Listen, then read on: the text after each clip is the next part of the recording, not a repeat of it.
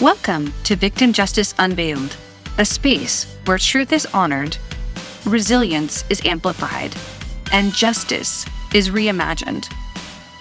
Here, survivors, families, advocates, and system leaders come together to navigate the complex path of healing, accountability, and reform. Whether you're watching or listening, thank you for joining us in this journey where voices are uplifted and change begins. I'm your host, Tamara Musolino. Let's begin.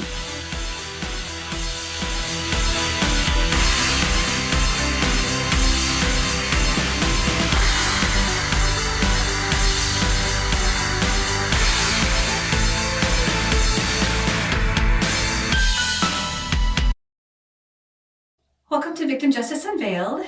Today, my guest is Heather. Heather, welcome.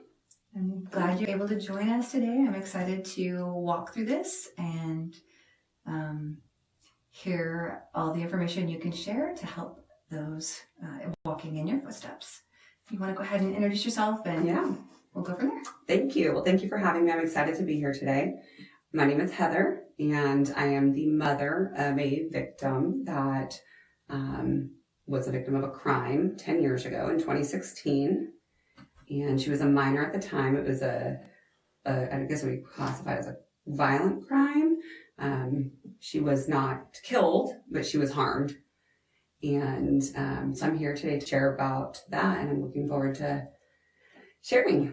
Thank you so much. Yeah, that journey as a mama bear, Mm-hmm. and what that looked like.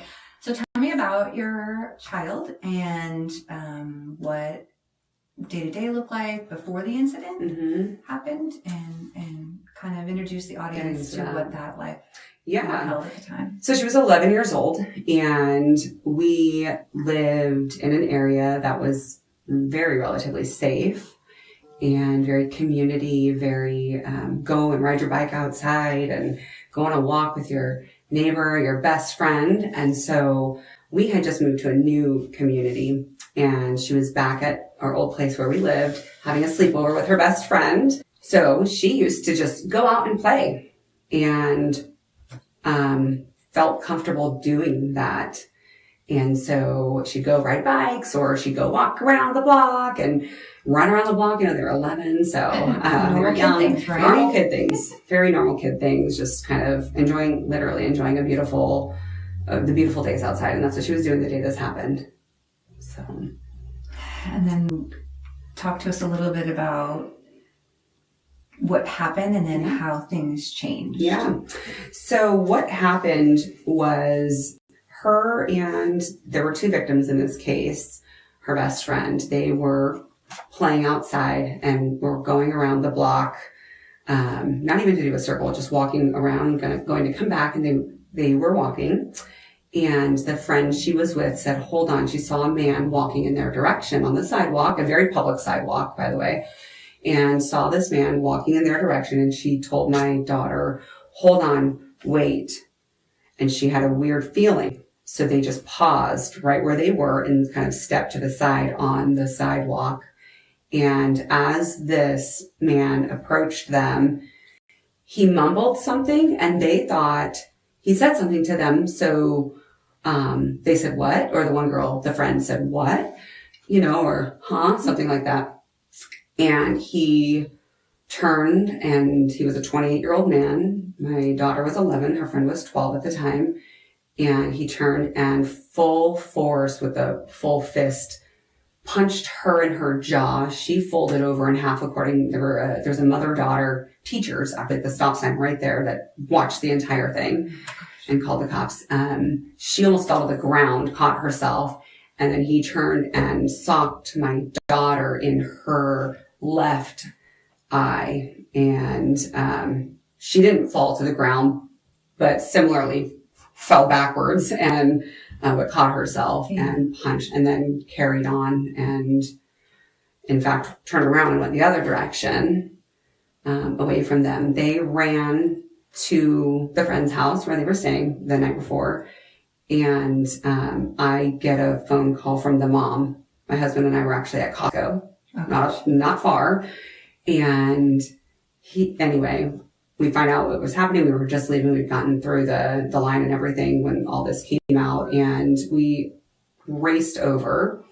At that point in time, the perpetrator was still not captured, but police had been called, and the mother and daughter were still there waiting because they just wanted to make sure. They basically turned the corner, watched where they ran into, went up to the door to knock to say we were witnesses, and they stayed. Thank God.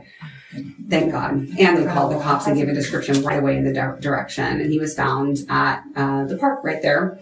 And he then went on to resist arrest and assaulted the officers who were trying to apprehend him. And so that is the gist of the incident, what happened.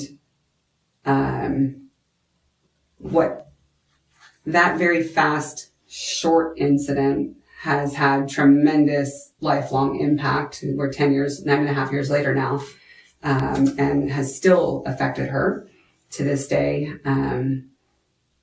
Let's talk a little bit about how the immediate impact on her. Mm-hmm. But also I remember there was a media moment as well, kind of talking about what they had experienced. Yeah, about the media. Media got involved where I worked. I worked a corporate job for a very long time, and a couple people knew, and it spread like wildfire. And one of the gals that I worked with, not directly, but indirectly, and had a relationship with her, she contacted the media. Oh. And they ended up contacting me through Facebook, a reporter through, I think it was KCRA, if I remember right. A reporter contacted me, and I was open and willing to talk about it. They wanted to hear the story, hear how she was doing, commend her bravery, things of that nature. I also think there's a little bit of, with the media, media loves a good story. So like they care about the people, but they want a good story, and they want to know about this guy. And he was unwell, and we'll get into that. But, it was a very quick thing. But from the perspective of media supporting family, it can help with awareness. I wouldn't say that in my experience, the media, I think the reporter that came out, she was very kind and she cared, but it's not their place to provide support, resources, things of that nature. That's not part of that gig. Exactly. Unfortunately, right? There could be a good funnel there into other nonprofits if they partnered, but that wasn't the case. It was kind of a drop ship. Hey, we're going to do this. We're here. We're going to come to your house, and we're out. And then no more check-ins. No, zero. No, none. And so, the community awareness, they did do an interview, and they did an interview. I was able to share what happened, and bring some awareness into the direct community and surrounding communities of, which I feel was a really good thing because, even in hindsight, back then I did, and I still do. I think, the news always has the worst of the people, right? We know this. But what the news also does is it informs us of our surroundings, and things have been shifting in our community for a very long time. A lot more crime, a lot more homeless and transient population. And with the homeless and transient population, which I historically have always had a heart for and have gone and fed many, many times, but there's a lot of mental illness in that, and that brings danger, which I lived very naively into that. Untreated mental untreated, to be very clear, untreated. Mm-hmm. And so I think it helped raise awareness in that regard, just for people to be more aware and alert, not to be afraid, because I'm like, I don't want to be afraid, but now I'm definitely more aware, and I'm not as naive as I was. So with that, and I believe that the news coming out helped to bring some of that same awareness to the community. So that's a good piece about the media. And I know that, at the time working in the DA's office, it's awkward because, you're concerned maybe about new information coming out through the media versus information that was documented through law enforcement. And that can get tricky when it comes to, the prosecutors reviewing the case and looking at things. But ultimately the goal, having media make the community aware, like, this is what's happening in our community, and we need to understand that this is happening, but also, how do we fix it? How do we fix it? How do we It's keep such people a safe? systemic issue. I mean, keeping people safe. And I will say, we live in an area, I live in the same area, that is really, really about public safety, community safety, and they take crimes very serious, very quickly. There's not a lag time. It's not like going over to Oakland. We went, this past for my son's football, and somebody was trying to break into our bus driver's bus while he was sitting in it, and they never showed up. It's not like that. We're very proactive. There's too much crime. They have to prioritize the crime. There's not enough resources. And it's the same here too, right? With state cutbacks, there's not enough resources, so they have to prioritize. But with that, they prioritized. And even though they had not found him by the time we got out of Costco, like 10 minutes to the house and whatnot, it was probably an additional 3. So in probably under 15 minutes, they found him. They didn't know where he was. So, and it's a pretty densely populated, just like community neighborhood and parks and stuff over there. And so they found him. So you had witnesses? Had witnesses. You had the person that committed the crime, suspect at that time, in custody. In custody. All within 15 minutes. An hour. We'll say half an hour just to be generous. Yeah. So that's incredible. Very. This is a lot for the community. A lot for the community. It's also a big part of the reason why I call, and I have our local non-emergency police line in my phone, because when I see something, and I just called them literally 2 days ago, if something is unsafe or not mildly suspicious, like very suspicious, you've got to be very blatantly suspicious for me to call. And I have called, I've had that in my phone for 10 years now since then, to call in, because it matters. Right? It makes a difference. It helps to keep, it's all of us. It takes a village. It takes a whole community to keep us safe. It does. And so that's one of those lessons you've carried forward, it sounds like, from 10 years ago. Absolutely. Many things I've carried forward. Yeah. So after the arrest, later that day, tell us about that, what that looked like from that point forward. This part might make me cry. Later that day was very sad, because what happened that day was the innocence of the world and safety in your home was shattered for my daughter. And she now learned that my safety, being with my friend on a sunny October day at 11 years old, minding my business, that harm could insert itself into my life. And what happened that night, and then for weeks following, was she would have anxiety going to sleep. She actually asked to go to my dad's house, which is about 15 minutes away, that night, because she thought he was going to get out of jail and find her.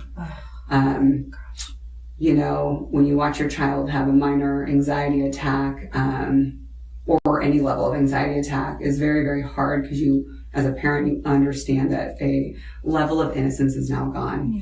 And they've now been exposed to some of the ugly and evil that exists in this place. And beyond that day, she walked to school every day. She walked to her junior high. And she no longer wanted to walk to school. She was terrified to walk to school. And so for a few weeks, I drove her, and then I would watch her dot, and I told her she could FaceTime. When she started walking on her own, she would FaceTime because she would get scared. But it was her bravery, wanting to get back to walking and be independent. And so she was very brave, and she would FaceTime if she needed to.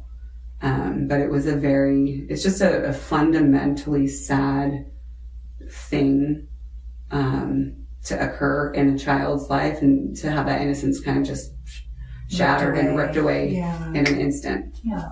Unsuspecting.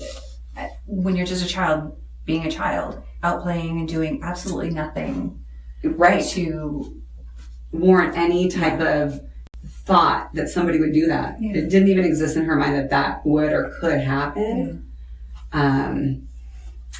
She'd never been assaulted before, and it just is one of those things. It wasn't a concept to her, and now it was a reality with very deep impact.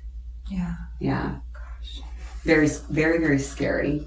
Very And we're very grateful, I would say this, for that crime, for the depth of that, and the depth of the impact of that, and the lasting impact of that. We're very grateful that it was just some punches.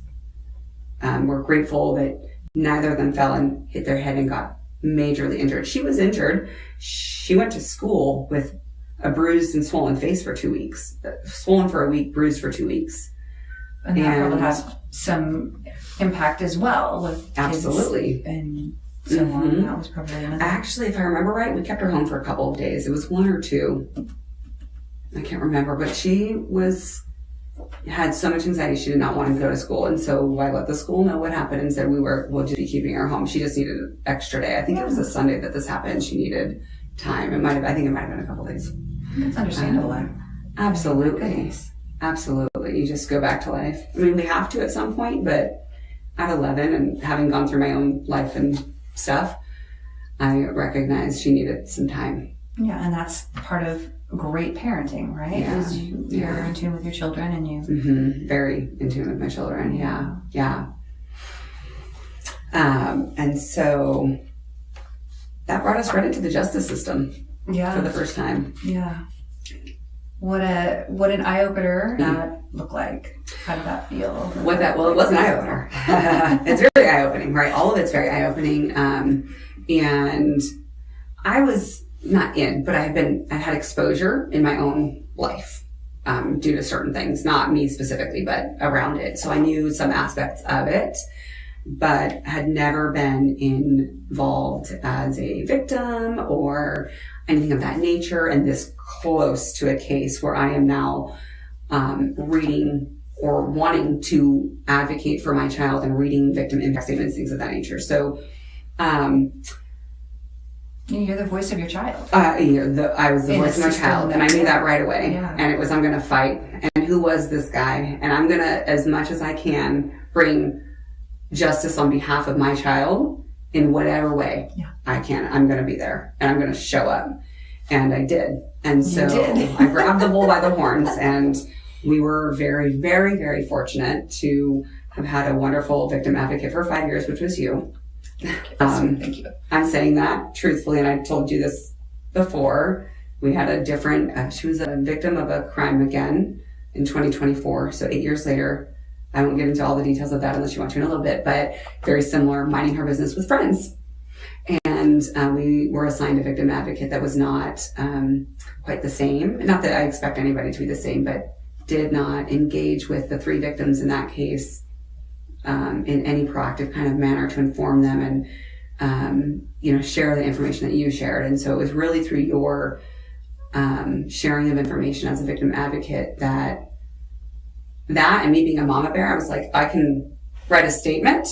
Okay. And I remember one time you actually had said to me, like, well, you got to be like, we can't just like, he's so overly harsh or whatever. I think because I was pretty heated and I was enraged and off and on through this process. My recollection of that is you were always very balanced. So maybe I was, but I was, yes, I think I presented that way. Internal, it was rage that was firing everything, like it was fueling everything.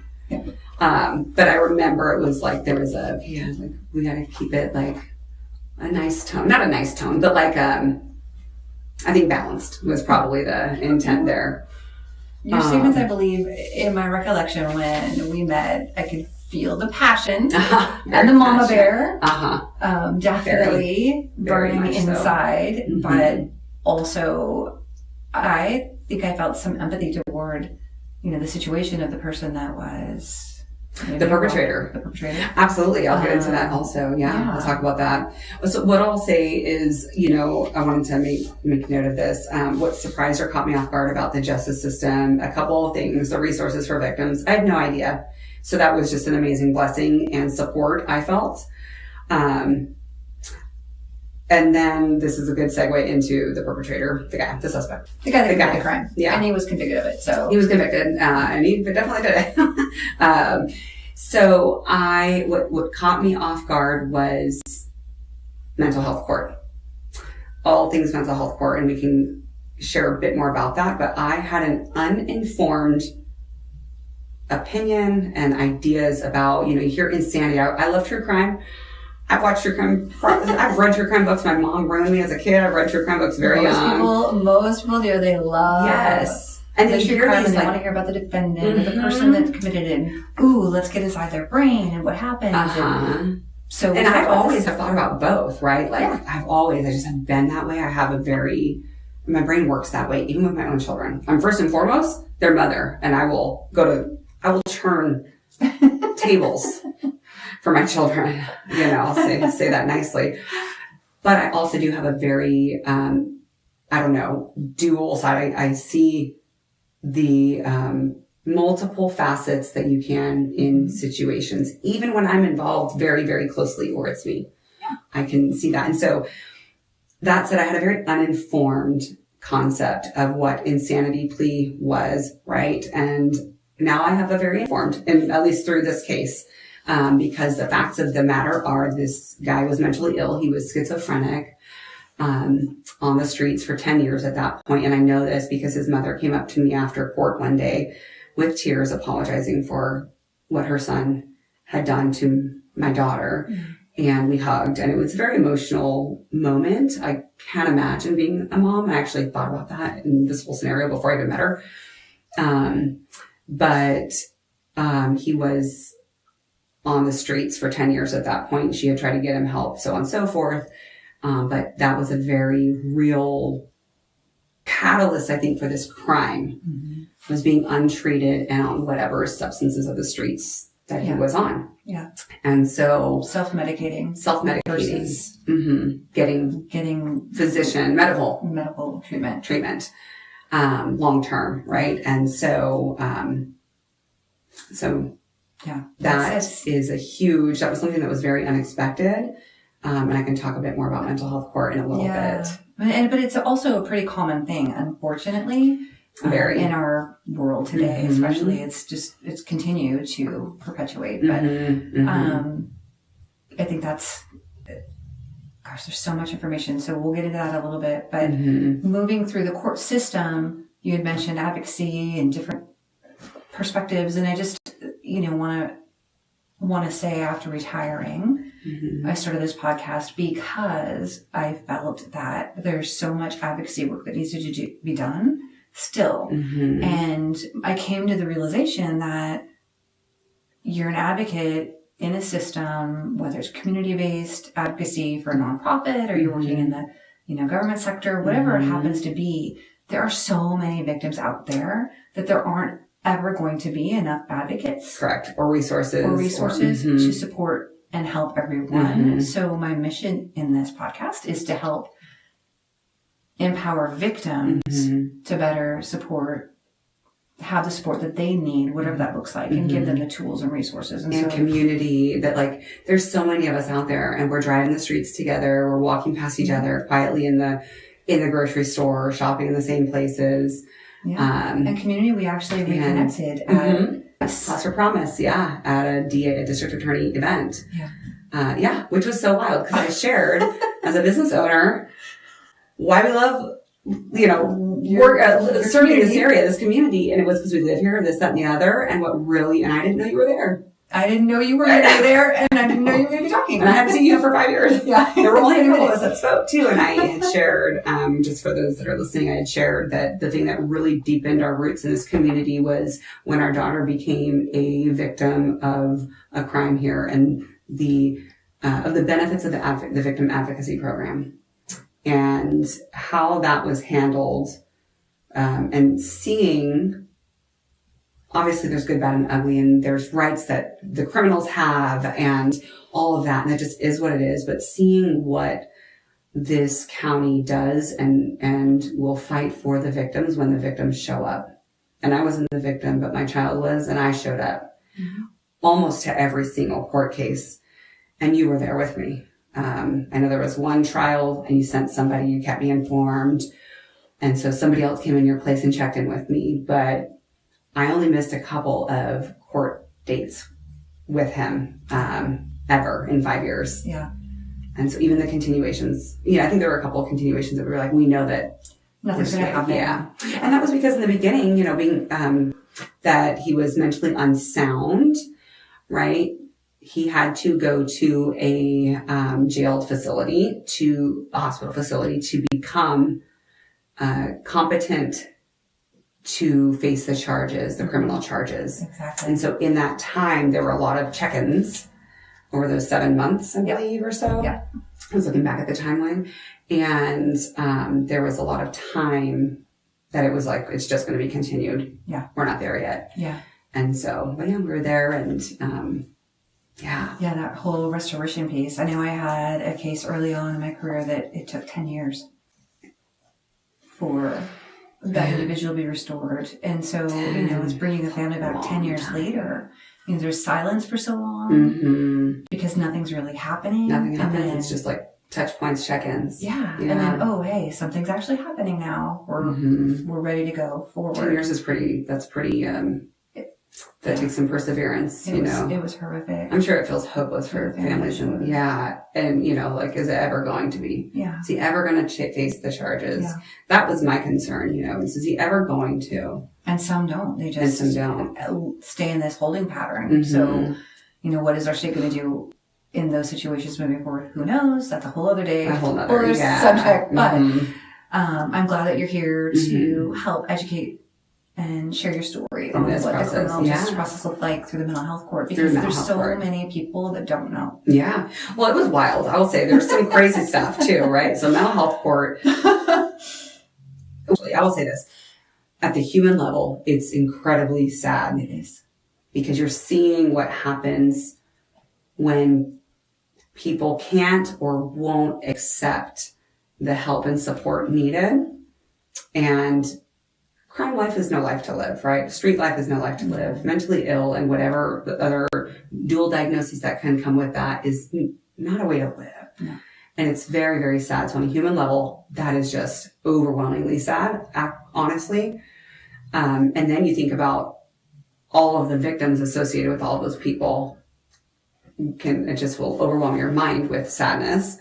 But I mean, his arraignment in our case, and I was like, this guy's not there. I mean, I thought so because I could tell by looking at it. And that first time he said a word, I was like, oh, he is not making any sense. And then he was like almost talking to the judge, like the judge owed him the respect to listen, not like arrogantly, but like cluelessly. Not there, right? He was very, very much in probably some state of psychosis. Whether that's my ignorance or not, I have to believe he was in some state of psychosis. And I said this in one of the victim letters, that I have to believe that a sane, a relatively normal, average 28-year-old male wouldn't just walk up and punch an 11 and a 12-year-old girl. Yeah. There has to be something going on. And I thought that right away. Yeah. Like, there's no way. Something's wrong with this guy. Yeah. He's on drugs or he's unwell. Yeah. And I live in the area, there are some homeless around and like I said earlier, I've done homeless ministry in churches before, going under bridges, feeding, things of that nature. I was very well acquainted with different mental illnesses. My grandmother, who I lived with for a time, took care of people in her home and that were medicated and mentally unwell. And we were like family. They're in all of our family photos, right? I've been around a lot of stuff my whole life. And so out the gate, I was like, something's not right. Yeah. And that was definitely the case, and by confirmation biased at that arraignment, the initial arraignment. But and then moving through the court system, court date after court date, you mentioned check-ins or check-ins, and then there's, finally comes to a point where maybe can we do something? Can we do something? So that took about 7 months. I went back and looked at the actual timeline. I thought it was closer to a year.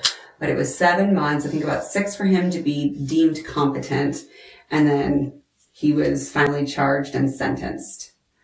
I think he was sentenced about a year later. And so it was good news, right? It felt like a long time for me as a mom. And for my child who was like, what's going on? Is he going to be in trouble? Not understanding. Is he going to be in trouble? Is he going to, all of the things. But that was a good day for me. I never, obviously, because I didn't know. I had to ask you, do I bring my daughter? Does she come? And because of her age, it was definitely recommended not, which was a very good thing, right? But I didn't know. I didn't know what I didn't know. Does she have to go? Should she come? Does that make a difference to the judge? And through your guidance with that and me just also, I think, using some logic, me showing up as the mother and the voice to read the statements was, I think, very, very significant in his case specifically, because he petitioned the court multiple times within the first 3 years. He was sentenced to 5 years probation with credit time served. So about a year of that was credit time served for that 5 years. So he had about 4 more to serve. And he petitioned the court multiple times to conclude his probation early, to lessen the crimes, to all these things, multiple things. And me showing up on behalf of my child was a non-negotiable. And I firmly believe that had I not, I believe that he may have gotten at least one of those petitions to court approved. Yeah, I think that speaks volumes about being there. It's hard for people to be there, and very. I don't. Very hard. If it's too much, don't come. But if you're able to, and you can be the voice, which I understand that lens from your seat, from my seat as a mom. And it was too much, and I had anxiety, and I was shaking doing it. I'm going anyway because there was something in my gut. There also was the part that I wanted this guy and his family who showed up every time also to know that I'm not going to not be here. Yeah. I'm the face for my daughter, and I'm going to be here because I want to know what's going on, and I want to represent her where she can't. So that was worth it. That was more worth it to me, and sit with some discomfort and the anxiety of writing the letters, because it is very emotional and it's very deep and it's very hard. It was worth it, hands down. I would do it 100 times over if I had to. Yeah. And I did again when she was a victim in 2024 as a legal adult, barely, right? A baby adult at 19 years old, baby adult. And I read it on behalf of our family. Because she was still young then, and did not want to read an impact statement. It was too hard for her. It was too much for her as the victim. Yeah. So think about how it was for my you. Rights. Absolutely. And she's how much younger? The system is not an easy system for anyone to navigate. No. But it's the only opportunity, there's so many ways. And this is a thing, I think, especially if somebody has never been a part of the system before, in any capacity especially, but there's different crimes, right? And then within those crimes, there's different codes that get tacked onto it due to the nature of the crime and the egregiousness of the crime and the various aspects that add on different punishment levels that you can, tiers, right? There's tiers and the punishment level. And then if they have never had a crime before, they're a first time offender, there's kind of like this weird algorithm matrix of where their punishment can land. And so learning that and knowing that, number one, out the gate when you're a victim or the parent of a victim is angering because we want the harshest punishment for the crime against my child all day, every day. But the reality is we have to understand that the justice system is not just for the victims. The justice system is, there are rights. It's a criminal system. It's a criminal justice system. And in that, yes, thank you for saying, in that the criminals have rights. Yes. And in that, like petitioning the court to reduce felony to misdemeanors in the midst of and get sentenced as a misdemeanor, all the things, right? Or all the laws that change retroactively. Yes. Yeah. And so there's so many layers to it that the one thing that you can do that can make a difference is show up and be the voice and demonstrate as much as possible or articulate as much as possible how that crime has impacted the family and or the victims if they are survivors. And as much as you might not want to share, I don't want to share the personal information about my daughter and how it was affecting her months and years later, 2-3 years later. I don't want to share that. I don't want him to know that or other criminals in this court to know that. But I did believe and understood and do believe it today that without doing that, he could have fallen lighter through the algorithm or tiers of, I'm speaking in my layman terms, right? He could have fallen on the lesser end of the spectrum of punishment versus the harsher or the more firm. Yeah. And absolutely, I think we fell closer to that end because I was there and I read letters, at least 5. I could find 4. I know there were at least 5.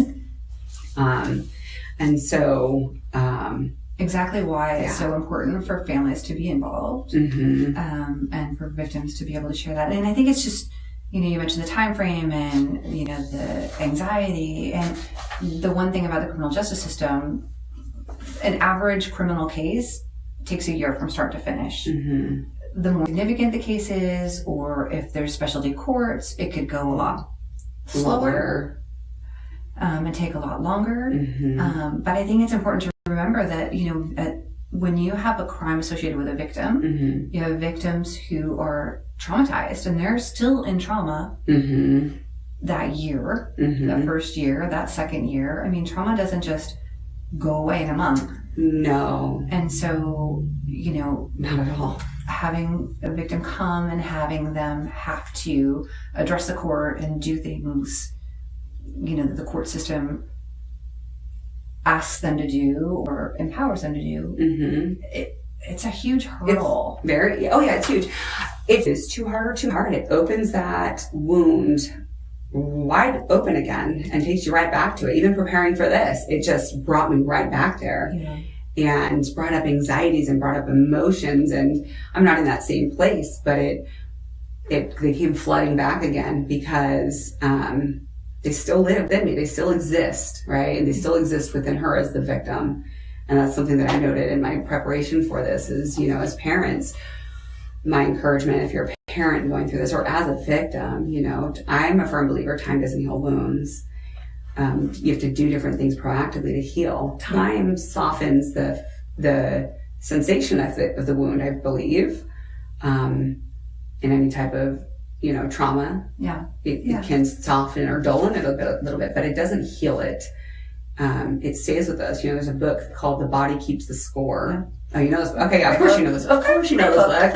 Yeah, it's a great book. And I, having been now in trauma-informed therapy for 4 years, am very acquainted with it and have learned a lot through that about myself and my own lived experience, and have translated that information and knowledge also over to my daughter and, my family and kids and all that, but my daughter through her, the crimes that were committed against her. And it doesn't go away. No. So the kids were resilient, and people, she's so strong. Man, that's so good that you went and did that. But it stays. You have a new normal with them. It's a new normal. Absolutely. It's a new normal. And you have to be attuned, I feel, to your own child to know what they need, when they need it, how they need it. And as parents, we don't have full control over, hey, go to therapy. You know how many times I've said, I really would like you to explore this and be open to this. No. Yeah. And if they're not open to it, they're not going to. It's not going to benefit, right? Yeah. Exactly. And so I would say as a parent, it's just something to be very, very aware of. It doesn't go away. Even if they're looking fine, acting fine, being fine, they're not. My daughter ended up being very closed off in the world because she was afraid of people. And then confirmation bias occurred a few more times in her life where people harmed her or hurt her in different ways. And so being mindful of that and watching how it plays out for your kid, not controlling it. I was very intentional not to hover and control and helicopter, you want to. Which is hard, right? Because as a parent, all you want to do is gather them up and protect them and keep them safe from... All you want to do. And there's ways I've done that, for sure. I've coddled a little too much here and there. Let's be real. But there's a lot of ways I didn't also. And I've been very direct. And I have made correlations to her over the past few years of, hey, that harmed you a lot more than you recognize. And I know you don't make that connection yet, but I do. And I'm your mom. And I want you to just trust those words and pay attention to that. Yeah. Because you're going to have to lean into that and address it at some point. Yeah. So you can learn how to heal those parts, because I can't do it for you, because I would have. Yeah. Planting seeds of healing. And I'm grateful she is at a space in her life right now where she's just starting that. Yay. The infancy beginning of that. Well, which is amazing. And some people never get there. Some people never learn this, never get there. It's a good thing that she's starting that, walking that journey now. Yeah. And I was candid with her too. Like, look, it wasn't modeled for you to like lean in. We just survived and we trucked along and we moved forward and you go, you handle. But I want to teach you differently so your nervous system doesn't do what mine did to me. I want you to take care of yourself and heal younger. Start that journey earlier before your body forces you to start that in a more damaging way later. Yeah. I want to go back to victim impact statements. So what that looked like for me, I obviously had to ask you were our advocate, about them. And I'm naturally a very inquisitive person. I'm also not as sharp as I used to be 10 years ago, very candidly, but I'm a sharp person and I'm a fighter and I'm a mama bear. And so I was like, and a very good writer, by the way. Oh, thank you. And so I was very much naturally like, what is this impact statement? What can it do? I think I did some Google searching and I was like, okay, I'm writing this. And I would sit and I would write and I would feel, and it was a process. So I didn't just like sit and write it and like, oh, got this done. It was a process. And I knew that I could write a statement for days, if not weeks in advance. And I would take that time. And so for me, what it looked like, in the journey of the letter writing, what I wanted to do was for whatever reason, wanted to articulate and gain trust and credibility with the judge. I'm not just a mom who wants vengeance for her child. That's a part of me. But I'm also a human who understands mental illness a little bit. I'm not a clinician, but I'm very aware of it. And it's been in my immediate sphere for a very, very, very long, and most of my memories in my life. Okay. So I'm very acquainted with that. And I understand that aspect of this human and do want the best outcome for them. And I said that from the get-go. But I wanted him accountable. And so with that, I just naturally, for me, it was more innate and natural. I wanted to demonstrate that through my letter. And so that looked like stating who I am, the mother of. This was the crime, very short summary. And this is why I'm here today. This is what I'm asking. And I was in every letter, I don't even think you told me this. I don't think you probably could tell me this, but I was very, it also could be from my professional side, lend it over to this, that I was very direct to the judge in saying, this is my stance and here's why. Yeah. And then I'm going to reiterate in the closing of my position around this. And so with that, it was very hard. It was very emotional. This weighs on you as a mom and a person who I might not look very everybody has always told me, you look very confident, you hold yourself. I could be nervous, ready to fall apart or cry on the inside, but it doesn't. I just have a face that doesn't typically look that way. But it was that for me. And it's week on week, just like building and weighing, and it's heavy and it's hard. But I would sit and I would write it. And sometimes it was too hard and I'd have to stop. And it was just come back to it very emotional. I'd come back to it later. Mm-hmm. And I think you're right. I mean, there's so many victims that when we guide them through that process, it's just so overwhelming and so daunting that they're like, does it even do any good anyway? Why do I even have to do this? Like, are they even going to listen to me when I say the things I say? And I think the way you framed it is so important because you do get credibility with the judge, right? If you're up there just ranting and raving, it's very easy, I would think, for someone, like if you have someone coming to you and ranting and raving in your face and yelling and how much of that are you absorbing versus correct someone who and the judges are also human. Yeah, they're human, absolutely. And there's so much, right? And so in this case, for example, when he had petitioned the court to finish early, to graduate early, he had good reason to. Number one, because he'd done it before. And number two, he was a mentor in the program that he was a part of, and the judge had called him at court. I sat there and I looked at you with rage and disgust, like, because he was a golden star student in the program. Good for him. And because of that, he was then able, well, he could anyway, but his right is to petition the court to graduate early, basically. I don't know what the proper terms are, but to conclude his probation early because he was so good. And had I gone in enraged and been like, this is bullshit. Can I say that word? It's fine. This is some nonsense. Yeah. And I was just emotionally unglued, which I was. But I had to harness it, right? You got to harness those emotions to articulate it in a way that can be heard by a judge. Yeah. And I'm definitely not a judge, and I don't know law, but I forced myself, and that was what a lot of the sitting with it was too, harnessing those feelings and how I pull this together to sound articulate. Yeah. And I was able to, he did not get approved, but he very easily could have, because he was doing everything right. And the judge was like raving about him and was so pleased with him and so happy for this and so And I remember that to this day, the tone, and he was just pleased. Like, good. Yes, good. That side of it, good. But I'm here for me and my daughter. Yeah. That's what you want to see, actually. Balance, right? Yeah, but that's what the judge wants to see. That's the purpose of that program, is that it exists, right? It's working, right? It's working, allegedly. But I didn't come in and just blasting all of this stuff. It was very succinct, and I pulled in data from the Mayo Clinic. You can do Cleveland Clinic, UC, any UCs, any credible medical research studies for these things. I did, and cited it in my letter about long-term effectiveness for treating schizophrenia, because I knew it was schizophrenia. But even if I didn't, you can just pull in other things and other, just in general, mental illness in these types of courts. And I used that to leverage the need to keep him in there for long-term sustainability.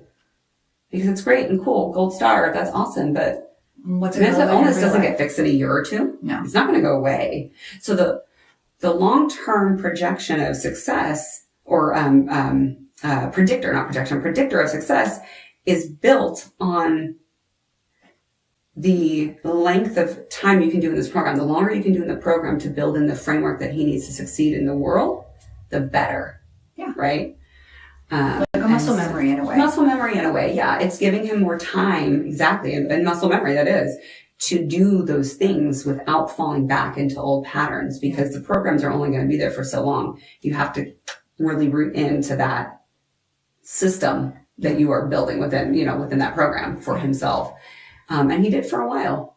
But I actually looked him up just recently, right before I saw you, randomly. Oh, wow. Because it was on my mind. I knew I was going to be speaking. And so I thought of him, and he just caught some drug charges in 2024 and violation of probation in 25. And so my guess is potentially back on the streets, potentially doing unwell. Hopefully not, but that's just my assumption, because it's a lifelong battle for him, for anyone. But so that said, using other information, step outside, whatever facts you can find out about this guy. And I researched, I know a lot of information. Use free information on the Google, on the interwebs. Empower yourself. To empower yourself so you can come with more information than just emotion. Yeah. Because other information, data, helps to advocate and support the emotion, the emotional reason. Yeah. And sometimes the emotional reason might just be enough. And sometimes if that's all you can do, then great, do that. If you can't pull in the rest, but if you can pull in any other little thing to support the emotion, you have to support the emotion of in the impact statements, I feel, to really, for me, to really feel like it was going to be meaningful and impactful. Yeah. But, because again, judges all the time. They're humans. They can make mistakes. They might miss a detail. They didn't go back and look at his history. I'm the one in a victim impact statement that said he was convicted of a similar crime. And after 18 months got out of the program. And now he did this 2 years later, or whatever it was. I can't remember now. It's in my letter. And so, you have to use information at hand. And the judge, that was not on his mind. And he's like, oh. Right. And the judge sees them, right? And gets the report, the update from his attorney. But that was a completely different closed criminal case. Yeah. Yeah. And so they don't have that information for the new case, but they have it from the old. Well, they knew the charges were there. They knew it was another, but yeah. he wasn't in the details of that one. He wasn't in the minutia, but I brought that up for him. Yeah. So they had that to weigh in on. And I think part of the problem with the criminal justice system, when victims don't show up, the judge sees the person. The judge sees the person who committed the crime every single court hearing. Yes. But if a victim doesn't show up, all he has to go off of is what that person it's is. Just that. Yeah. And there's no counter side of how. And I really feel that, I believe it 100%. The reason this program or these types of programs exist in the counties, right, is it's there as the platform for the victim. Yeah. It's got to be used because it matters. Yeah. It does. Also, our government's not going to put money into programs like that for no reason, right? Yeah. But we are reactive. We're very reactive. Yeah, not a proactive. Correct. So, but that is an element it is reactive to the crime, but it can be proactive in terms of the case and how the case goes. Yeah. And so he got the harshest, and he got the longest term that he could get, considering the nature of the crimes. Yeah. And your advocacy. And I believe it was a big part of your advocacy, but as the parent showing up as as the victim's advocate, the voice rather, with your support. Oh yeah, 100%. There's no doubt in my mind that he would not have gotten 5 years. There's no doubt in my mind that he would have either, so he wanted to, when it came time for sentencing, he wanted to, prior to the sentencing, he petitioned the court, so then it pushed out sentencing. Well, he wanted to reduce the felonies to misdemeanors. And I was like, are we kidding? Oh, he wants to be sentenced as a misdemeanor. And so it was like, absolutely not. We're not doing that. And you had told me, hey, once he completes this, there's a very good chance that he'll repetition. I can't remember the form. It's like some B, I can't remember, but there's a 17B. 17B, yeah, 17, yeah. That he will do that and it will reduce him to misdemeanors after. And I said, I'm fine with that, because then he can get a job easier without felonies on record. I understand that piece of it. Okay. But he should be sentenced and convicted and sentenced to what he according to what actually did. Yeah. And that was my biggest thing. And we did that. Yeah. Good job. Had we not shown up, the judge may have very well leaned toward the side of the misdemeanor, because he's mentally ill. They must be okay. The family is not there. The victims aren't here voicing. Yeah. And I will tell you, the other mother never showed up to one court date. Yeah. I was not just there for my daughter. I was there for both, but I spoke on behalf of my daughter because that's the only one I can legally. Yeah. But I did it for that girl. Yeah. And we still know her.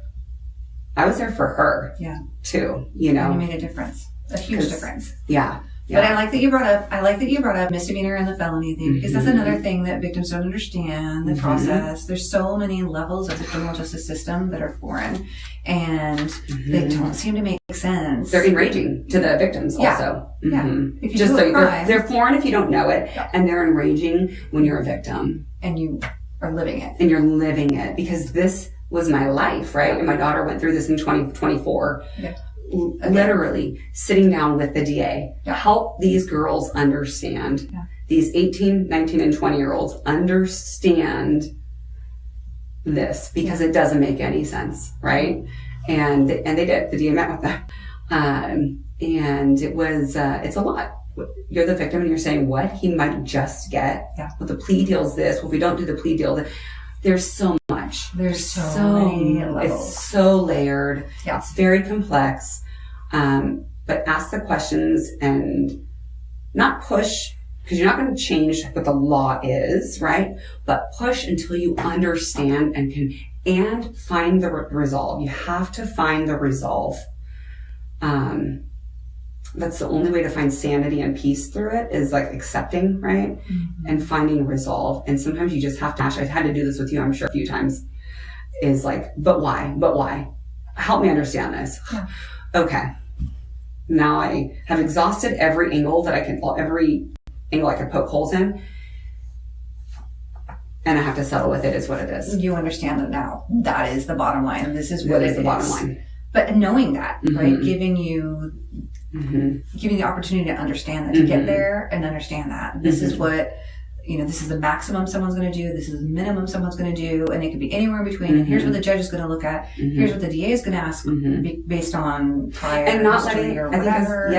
I think as a victim and as a parent, not letting those barriers within the law prevent you from showing up. Exactly. Because it is frustrating. It's frustrating. Yeah. It feels like limitations on my voice and limitations on the justice that is deserved for the victim. Yep. But which is why we're here. Which is why you're here, yes. because you can share more information on the victim impact statement. And you've done amazing work, and this is why we are here. It's for my child. That's I held her for the first time in my arm. Well, yes, it started with her. Yes. Right. But others, you've got to know this, and you've just got to dig, you've got to hash it out in your own mind and your own brain with your advocate or with organizations like Victim Justice Unveiled, and really then allow what is possible to empower you. Yeah. And work within what is possible to fight for the most justice you can get.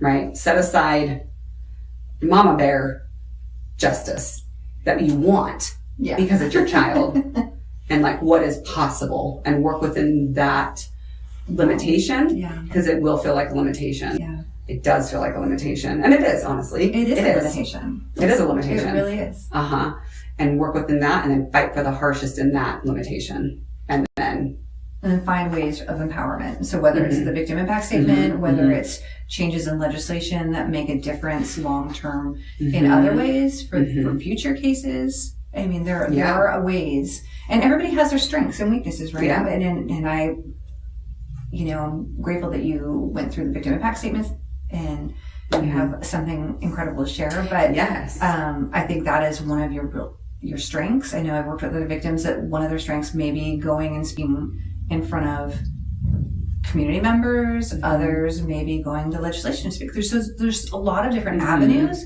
of empowerment, but this I think is more of you're in the muck and mire, you're dealing with it the day in and day out, going to court, doing all of that, and this is an empowerment piece that you can work with as you move through your particular criminal justice process. Yep. And my involvement in that and my own advocacy, what does that look like beyond this case, right? Something that I wanted to mention, in mental health court when you show up, something that was very unexpected. And so, I expected it, but I didn't. I knew that this guy, once he was released, and a part of the program that he was within, as part of his probation, would be in the courtroom with us, sitting in the courtroom. I knew you prepared me. We're going to walk up and they're going to be here somewhere. But nothing really prepares you to sit down, and then he walks in a few minutes later and he's the row in front of you and the next seat right in front of me. I could put my hand on his shoulder if I just went like that. Yeah. And you were to my right, and I just was like, there's nothing that prepares you to be in that proximity. Or reading a victim impact statement, and he's, maybe 6 feet this way. Yeah.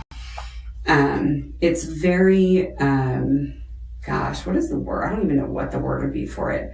There's just nothing that really prepares you for the feelings that kind of overtake you in that. There's fear, there's anger, there's anxiety, I'm even getting anxious talking about it, like my foot's shaking, right?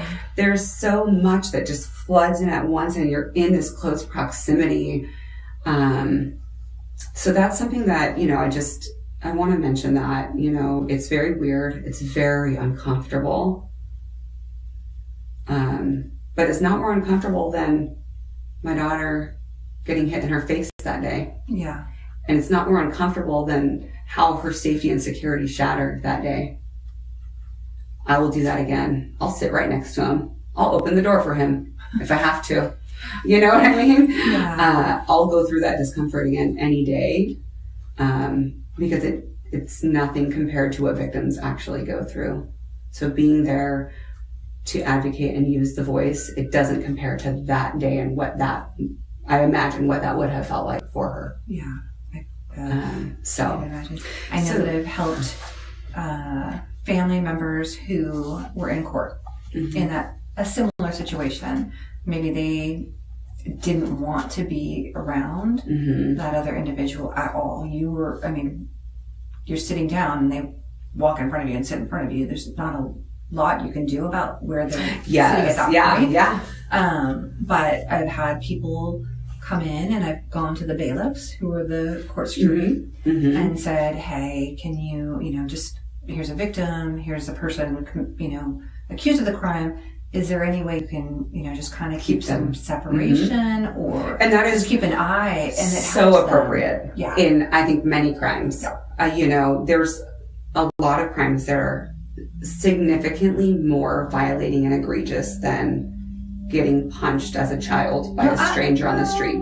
I mean, when it comes to like severely violent crimes, I think that there's a different depth there. You don't want to be, you especially don't, and you might not want to show up. You want to send somebody on your behalf to read an impact, right? Yeah. That's a completely different realm that I can empathize, but I cannot begin to understand those shoes. But creating separation, I think, is absolutely necessary. As a mom, I'm just my person. Who I am is like, okay, what are we working with here? I'm going to feel your energy, because I'm like such an energy person. I'm like, what's the vibe? Yeah. What's happening here? I'm like, I'm going to look you in the eyes. You're going to know that's my daughter. He had no idea the whole time, but I would stare at him in the eyes, look right at me. You're going to know I'm the mother. Yeah. Yeah. Well, he knew eventually, right, with the statements, but it's a common thing. It's a common thing for victims that I've worked with, and victims that have been on the podcast before. Common theme for them is, I want you to know I'm here. I'm standing here, and you're going to know that I'm the person. Yes, that's my fault. I'm the mother. We didn't rehearse that, by the way. I know, we did not. But that is the feeling. It's like a primal feeling. When somebody violates, in any capacity, I'm the one, completely different realm. But my son, when he graduated 8th grade, some kids came by, they thunderdomed our house, they stomped our garage. I went out, got in front of the car, I was like, power, and now he was playing football with me. He's a senior right now. He's playing football, and I was like, oh, I didn't do anything or say anything, of course. They were like 4 years ago. But there was this same sense of like, you need to know who I am. Yeah. I'm the one that you came to my territory. Yeah. Like, this is my child that you came and messed with. Child. So I hope you see me in your nightmares.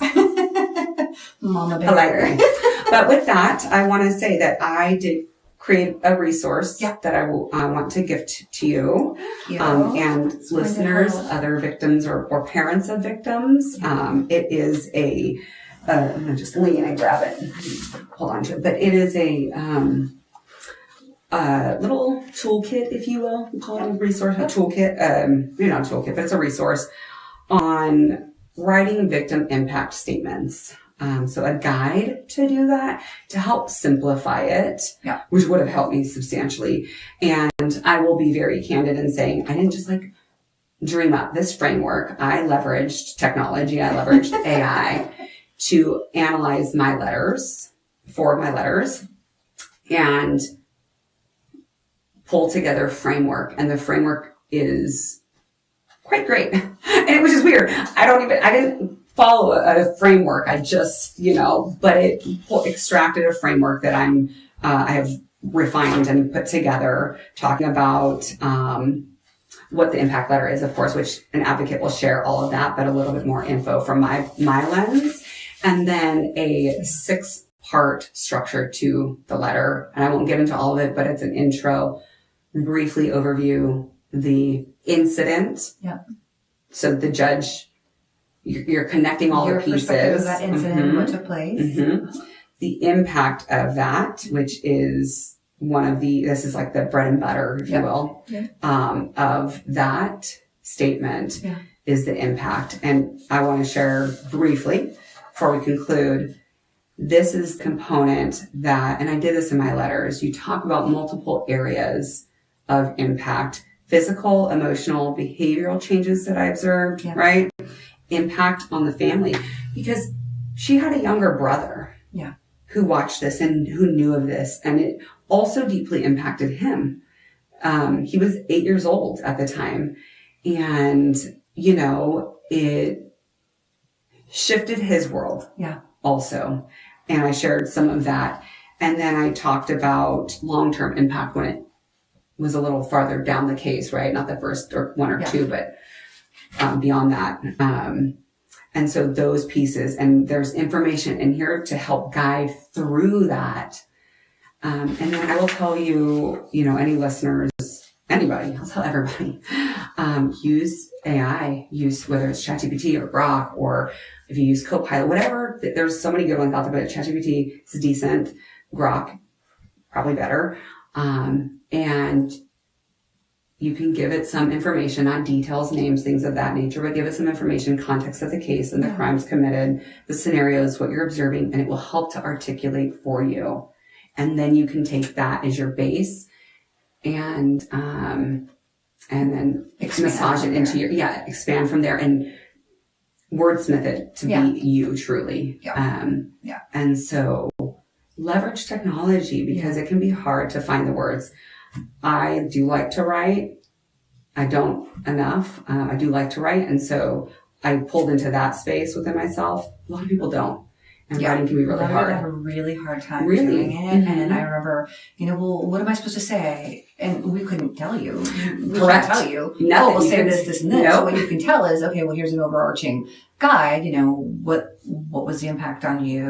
Very high level. It was a very high level. Very, very, very high level. You couldn't even, I don't even think you were able to tell me, like, is she having anxiety? You couldn't, like, coerce me into any path, into thinking anything or forming any of that. It was like, if it's affecting her, you want to share that. Physical, emotional, what you like. Physical, emotional. Correct. And that was about it. It's very, very high level. Yeah. So so with this resource, also, I go through each part. So introduction, brief incident, impact, which is the big one, perspective, which is also significant. I won't get into it. I'll let you take this forward. And then what your request is, I mentioned this early on. I was very clear with the judge. This is what I'm here for. This is what I feel and what I'm asking for. And now here's more information. I always spoke this is my understanding. I learned this at work as well, right? Professionally. Like, don't always come with facts. My understanding is this is what he has petitioned the court. My understanding is this. So from my understanding, this is my observation, my understanding, my knowledge, and now my request based off of that, right? And I think that's the safest way to present information because when you come in with, well, this actually happened or this is going to happen, it can limit, correct. You can lose credibility. And you lose credibility. This is like peopling 101, right? Yeah. Trust. So your experience, your perspective is a huge piece. Huge, yes. And so in this, it has a simple way of breaking down each of these 6 sections, including the closing, which should be brief and thanking the judge for their time, even if you don't like the judge, or whatever, if you didn't like them the last hearing, something of that nature. And then each section, there's some prompts in here to help as well. And the very last page, there's some tone guidelines in here as well, which are great. But the very last page is a letter template that just has fill-ins, like my name is, and I'm the role of this person. I'm the mother of X who was victim in this case, yada, yada. I want to express my position regarding whatever the position is, right? Yeah. On this date, my child was blank years old. This is what happened. It's very, very, keeps the structure very simple and easy to follow, fillable. And then there's the other pieces within this packet that will help to extract on the physical, emotional aspects of that. That's awesome. Mm-hmm.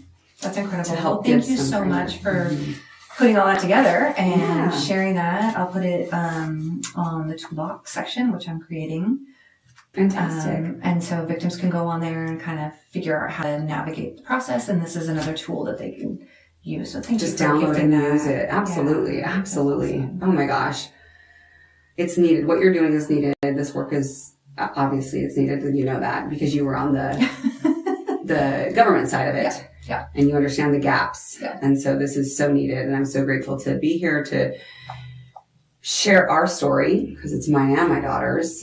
As a parent, you have a story also, and there's profound impacts there. Well, you mentioned the family ripple effect, right? Your son. Ripple effects. Yeah. I mean, it affects everybody. Mm-hmm. And a father, know. Yeah. My husband initially said he wasn't going to court because he didn't want the guy to see his face. Yeah.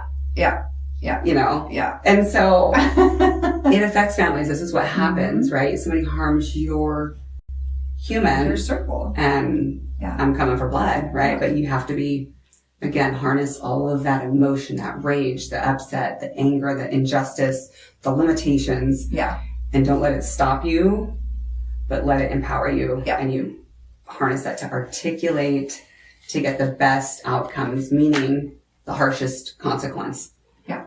The strongest sentencing. Yeah. And so I love that you're doing this. And I'd love to be, continue to be a part as you grow and evolve and participate however I can use my voice. Thank you.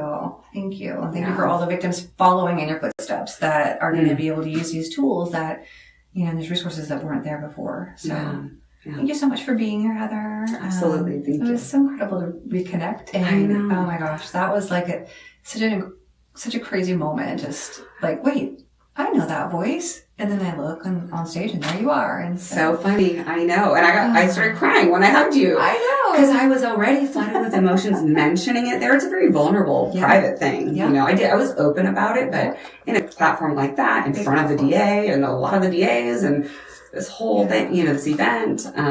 So it brought all the emotions up. And then to see you was like, you have no idea what you did for us. And what you did for us back then carried forward into 24 crime because the advocate was not at all the same. And I'll leave that at that. There was not much advocacy in that experience. And so, an empowerment. And so, we were met with more resistance and passive. And so carrying forward what you did, it was so emotional and so just so much gratitude. And even my daughter, I talked to her after I saw you that day. And she came to me a day or two later. She goes, I can't believe that. I just didn't know anything. And she then was reflecting and couldn't believe that in this other crime, she was told nothing. That's unfortunate. Mm-hmm. And so all that to say, it's not even about that, but what you're doing can also support people who are underinformed through their advocates. And hopefully they will find you because you have a wealth of experience and knowledge and heart to share with others. Thank you. Well, thank you for being here. And we will be back later for another episode. And in the meantime, go on the webpage, Victim Justice Unveiled, and you will get Heather's victim impact statement in the toolbox. Thanks for joining us. Thank you. Thank you for having me. Thank you for joining us on Victim Justice Unveiled, where truth is honored, voices are uplifted, and justice is reimagined. Justice isn't a verdict. It's a lived experience. If this episode moved you, share it. If it informed you, act on it. And if it reflected your truth, know that you're not alone. Together, we unveiled a path toward change.